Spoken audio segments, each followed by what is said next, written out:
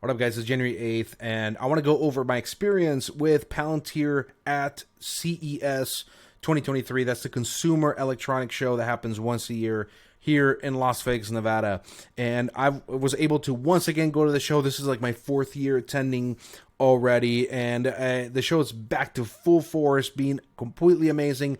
Last year was a little bit muted because so many people dropped out because of the pandemic, but now it's back to full force. It was excellent, hundreds of thousands of people, great technologies, great things to see. I have a summary on my Instagram. If you click the link below, I have a summary of everything that I saw, everything that was great from the show, including the Palantir stuff. Okay, now let's talk about what I saw and what we learned from the Palantir people at CES.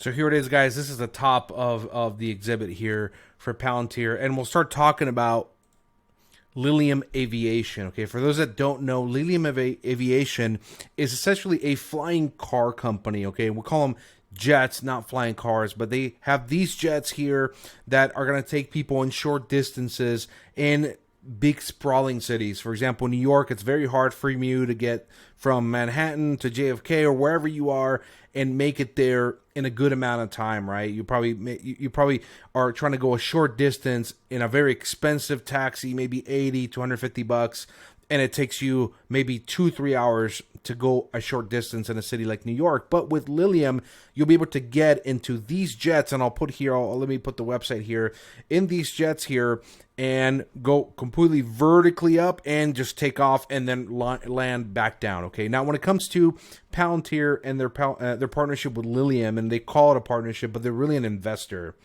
in the company. So the interest of Palantir is for Lilium to make it. Okay, you can also buy Lilium shares, not just Palantir shares, but you can buy Lilium shares on the market. They're listed on the NASDAQ. I think their symbol is LILM.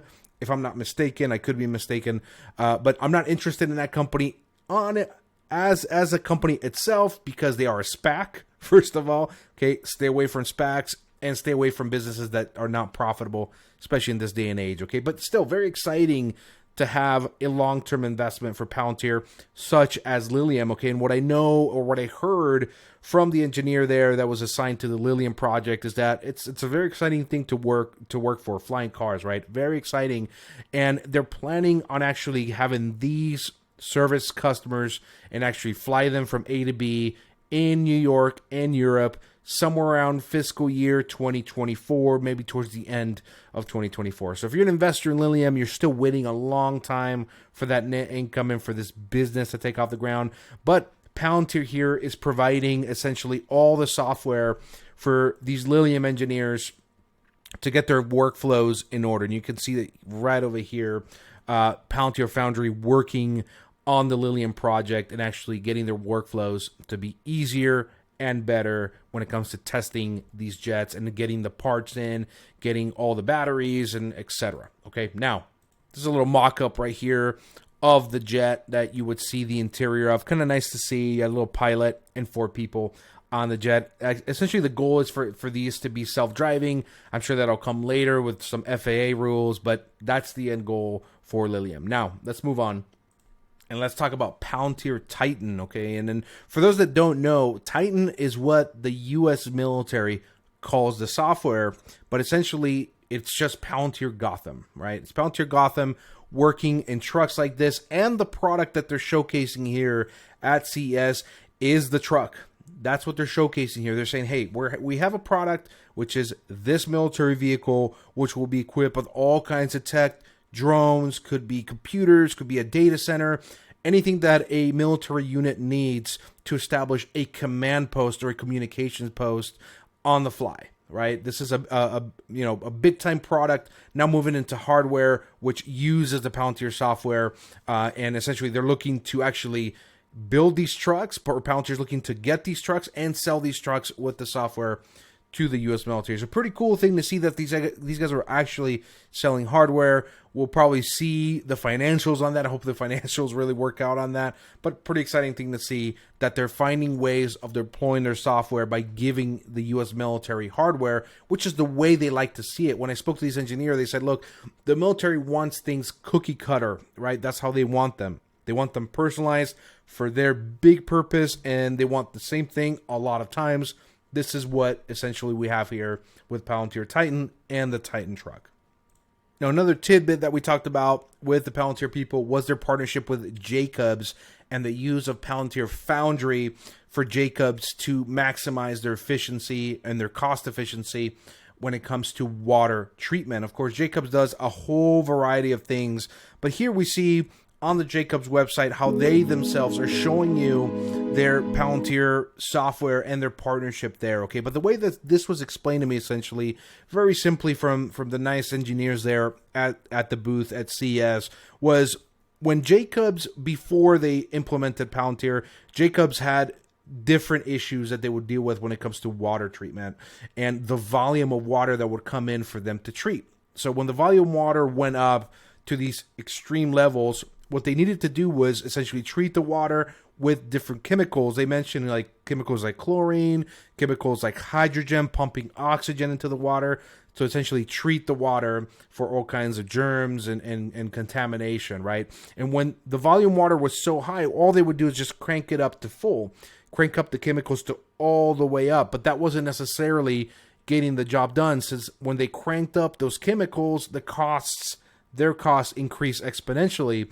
So through the use of Palantir Foundry, they were able to find these happy places once they crank up those chemicals to treat the waters, to treat all the water as cost efficiently as possible and use the right amount of chemicals every single time. So that was the value proposition for Jacobs, and it's a partnership that's working out, flourishing, and essentially there's no forward deployed engineers too. That's something I learned for Jacobs. Jacobs just wanted the software, and then their own engineers are handling the deployment and the use of Palantir at their locations. Okay, now I'll speak real quick before we get into the best stuff of the booth about HT Hyundai. Okay, and for those that don't know, HT Hyundai rebranded, and they used to be known as Hyundai Heavy. They are now known as HT Hyundai. And if you look at their website, when you pop up their website, you'll see that it is essentially all these things right here, but mainly shipbuilding, okay, electric, and robotics.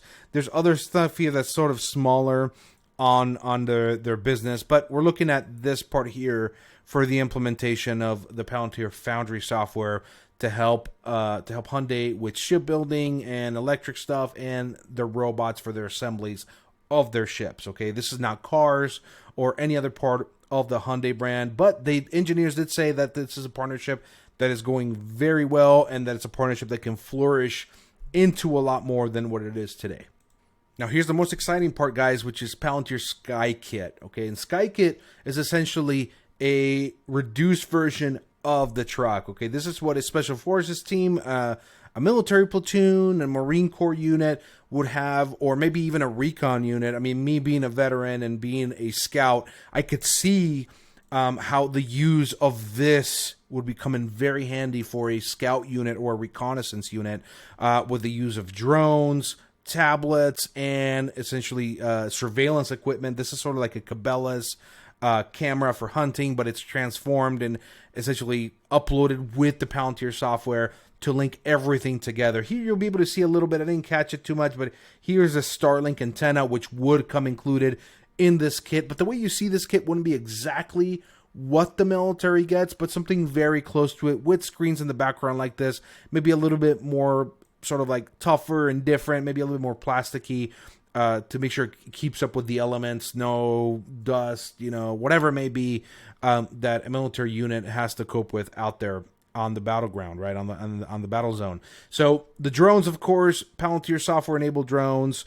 You have the surveillance equipment, Dell laptops, not just one laptop, but several laptops, depending on what the specific military unit can use this for. Okay, now when it comes here to this kit and the way it's deployed, there's also another way that it can come in a even more smaller size, and I'll show you here in the form of this little sort of briefcase right over here. Okay, this is more suited for a two-person scout recon team, and I would know about that. It'd be very, very easy to sort of backpack this up and have a scout recon team take this on. This is the Starlink backpack, so that's what it would be, but very easy, I'm sure, to backpack this and make sure that all the stuff in there can be used by a, sort of like a recon team with a drone, a couple tablets, and some power to power those devices. Okay, now pretty exciting to see Palantir sort of move into this hardware that implements their software, but essentially the moneymaker is still the software. Here